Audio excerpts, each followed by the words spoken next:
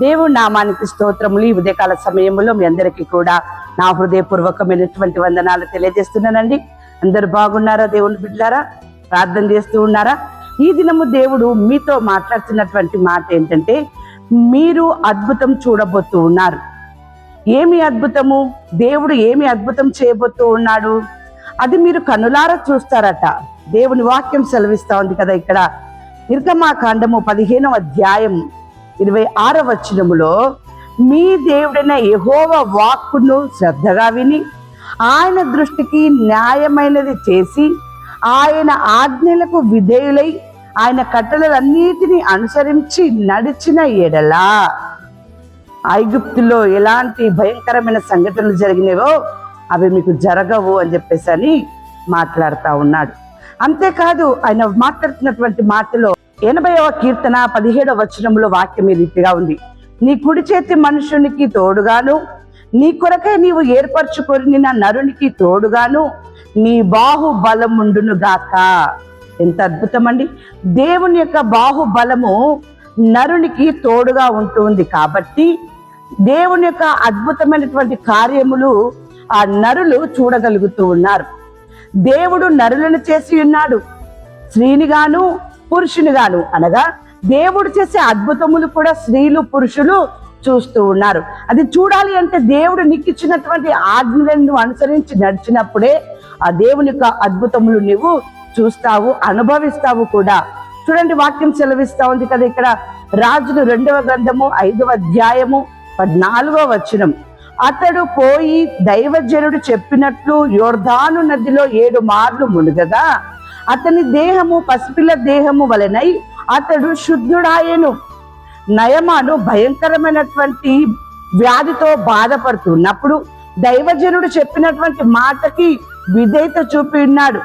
విధేయత చూపి యోర్దానులో అతను 7 మార్లు మునగగా ఆయన యొక్క దేహం అంతే కూడా పసిపిల్ల దేహము వలనై శుద్ధుడై ఉన్నాడట. దేవుని బిడ్డలారా, అదే విధంగా ఏ రీతిగానైతే దైవజనుడి మాట విన్నటువంటి నయమాను జీవితంలో అద్భుతము జరిగిందో, అద్భుతము చూశాడో, అద్భుతం అనుభవించాడో, నీవు కూడా ఈ ఉదయకాల సమయంలో దేవుని మాట విని లోబడి విధేయత చూపినట్లయితే అద్భుతము చూస్తావు, అద్భుతము జరుగుతుంది, అద్భుతము అనుభవిస్తావు. దేవుని యొక్క మాటలు సెలవిస్తా ఉన్నాయి. ఇక్కడ జెఫన్యా గ్రంథము 3వ అధ్యాయము 12వ వచనం. దుఃఖింతులకు దీనులను యెహోవా నామమును ఆశ్రయించు, జనశేషములుగా నీ మధ్య నుండనిత్తును. ఎంత అద్భుతం అండి! ఎవరైతే దుఃఖిస్తున్నారో, దీనులుగా ఉంటూ ఉన్నారో, యెహోవా నామమును ఆశ్రయిస్తూ ఉన్నారో, ఒక శేషముగా నీ మధ్య నుండనిత్తును అని చెప్పి అంటున్నాడు. దేవుడు ప్రతిదాన్ని కూడా నీ మధ్యనే ఉంచుతాడంట.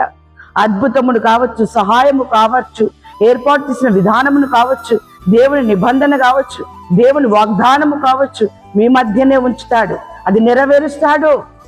దేవుని బిడ్డలారా, దేవుని మాటలు ఏందో నమ్మిక ఉంచండి, దేవుని మాటల్ని వినండి, విధేయత చూపండి, దేవుని కార్యాన్ని మీరు చూస్తారు.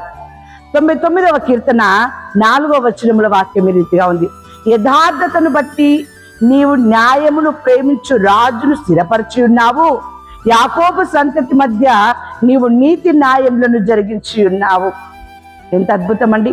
యథార్థతను బట్టి న్యాయమును ప్రేమించు రాజును స్థిరపరిచి ఉన్నాడు.